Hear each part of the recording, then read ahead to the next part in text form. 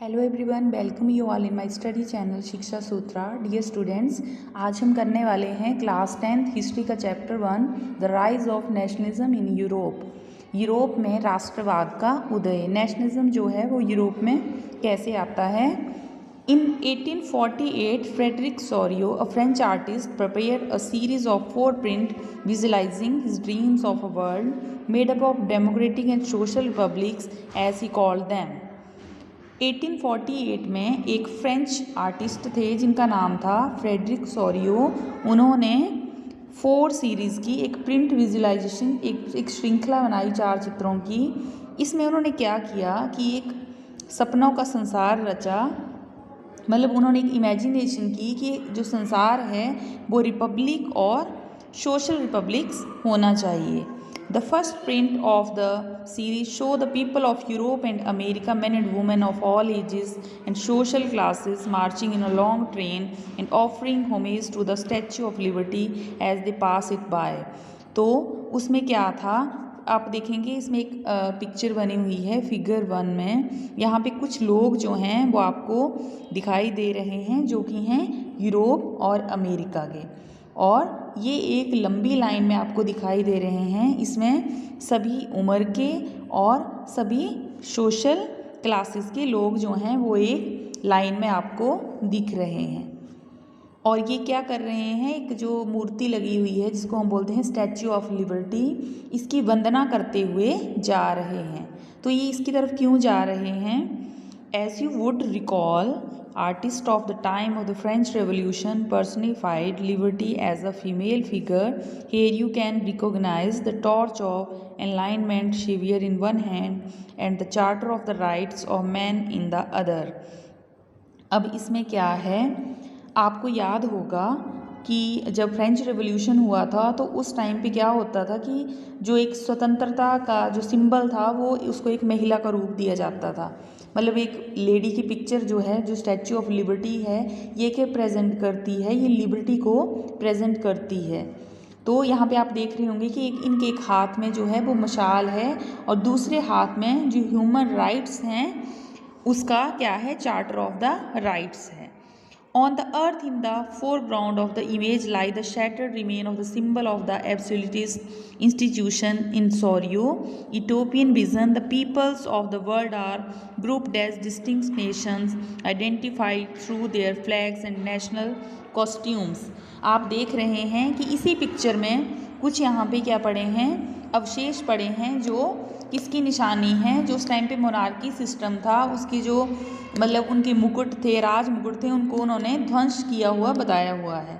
मतलब वो ज़मीन पे बिखरे हुए हैं, ऐसी इन्होंने कल्पना की थी। फ्रेडरिक जो सोरियो थे उन्होंने इस पिक्चर के माध्यम से बताया था कि एक तरफ जो लोग हैं वो स्टैच्यू ऑफ लिबर्टी के पास अपने राइट्स के लिए जाते हैं और दूसरी तरफ जो मोनार्की सिस्टम है उनके जो भी मुकुट हैं उनको तोड़ा हुआ इस पिक्चर में इन्होंने दर्शाया है। Identifiable by the revolutionary tricolour has just reach the statue. और जो जिसकी पहचान एक क्रांतिकारी ट्राई कलर के रूप में है जिसका नाम है फ्रांस, वो अभी अभी स्टैच्यू ऑफ लिबर्टी के पास पहुंचा है।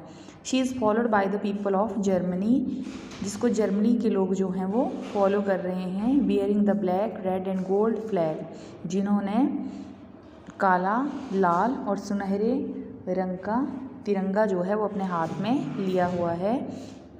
Interestingly, at the time when Sorio created this image, the German people did not yet exist as a united nation। जब इंटरेस्ट की बात है कि जिस टाइम सोरियो ने ये पिक्चर क्रिएट की थी उस टाइम जर्मन जो था वो यूनाइटेड नेशन नहीं बना था। The flag they carry is an expression of liberal hopes in 1848 to unify the numerous German speaking principality into a nation state under a democratic constitution। लेकिन उनके हाथ में जो एक फ्लैग है वो उनकी होप्स को दिखाता है कि उनको आज़ादी की क्या थी, नीड थी। तो लिबरल होप्स के लिए वो लोग क्या चाहते थे कि सारा जो नेशन है वो एक डेमोक्रेटिक बन जाए, मतलब जो जर्मन था वो भी एक डेमोक्रेटिक कॉन्स्टिट्यूशन के अंडर हो। Following the German people are the people of Austria, the kingdom of the 2 Sicilies, Lombardy, Poland, England, Ireland, Hungary and Russia. German के पीछे पीछे ये कंट्री भी थी जो कि फ्रीडम की डिमांड कर रही थी, वो थी Austria, kingdom of the 2 Sicily, Lombardy, Poland, England. ये सारी कंट्रीज़ जो थी ये भी स्टैच्यू ऑफ लिबर्टी के पास अपने राइट्स के लिए जा रही होती हैं। फ्रॉम द हेवन्स, हेवन्स होता है स्वर्ग, स्वर्ग से क्रिश संत and angel gaze upon the scene, they have been used by the artist to symbolize fraternity among the nation of the world. और ऊपर स्वर्ग से जो ईसा मसीह भगवान हैं वो सब ये सारी चीज़ें जो हैं वो नीचे देख रहे हैं। तो अभी मैं आपको एक बार ब्रीफ में ये सारा स्टार्टिंग से बताऊंगी, तो आप ध्यान से देखेंगे। ये हमारे पास एक पिक्चर बनी हुई है। अभी तक हमने इस पिक्चर के बारे में डिटेल में स्टडी करी है कि एक सोरियो थे फ्रेंच आर्टिस्ट, उन्होंने एक पिक्चर जो थी वो क्रिएट की थी। उसमें उसने 4 सीन बताए हैं। फर्स्ट उन्होंने बताया था कि कुछ लोग जो हैं कंट्री वाइज, जैसे मैंने बताया था कि पहले उसमें सबसे पहले फ्रांस होता है, फिर जर्मनी होता है, फिर इटली, फिर ब्रिटेन, फिर बाकी की कंट्रीज़ भी क्या है लिबर्टी के लिए स्टैच्यू ऑफ लिबर्टी के पास पहुँच रही होती हैं। और साथ में यहाँ पे मोनार्की के जो भी साइन होते थे, जो उनका मुकुट होता था, उनकी और भी चीज़ें होती थी, उनको नष्ट किया हुआ बताया गया है। और ये सारी चीज़ें जो हैं वो ऊपर से ईसा मसीह गॉड जो है वो देख रहे हैं और आशीर्वाद दे रहे हैं। मतलब सोरियो जो थे वो एक ऐसे नेशन की स्थापना करना चाहते थे जहाँ पे लिबर्टी हो, इंडिपेंडेंस हो। तो ये कंट्रीज़ जो थी इन्होंने 1 बाय 1 क्या किया, लिबर्टी को हासिल किया। इसी तरह से यूरोप में नेशनलिज्म जो था उसका राइज हुआ। तो अब हम इसकी डीपली स्टडी करेंगे। नेक्स्ट वीडियो में हम करेंगे the French revolution and the idea of the nation. French revolution जो था उसकी वजह से ही एक नेशन बनने का आइडियाज़ आया। तो आप आगे के वीडियोस को देखने के लिए चैनल को सब्सक्राइब करें और फॉलो करें। Thank you so much.